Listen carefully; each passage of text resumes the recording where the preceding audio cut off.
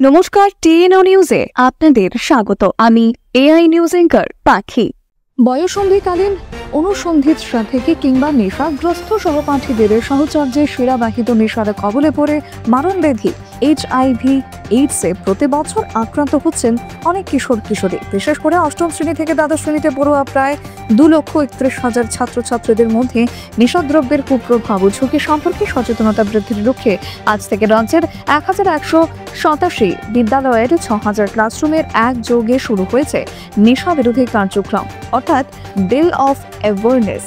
বিদ্যালয় শিক্ষা দপ্তর ও স্বাস্থ্য দপ্তরের অধীনস্থ ত্রিপুরা এইডস কন্ট্রোল সোসাইটির যৌথ উদ্যোগে রাজধানীর প্রজ্ঞা ভবনে আয়োজিত এই কার্যক্রমের উদ্বোধনী পর উপস্থিত হয়ে সকল ছাত্রছাত্রীদের সম্বোধন করেন রাজ্যের মাননীয় মুখ্যমন্ত্রী প্রফেসর ডক্টর মানিক সাহা।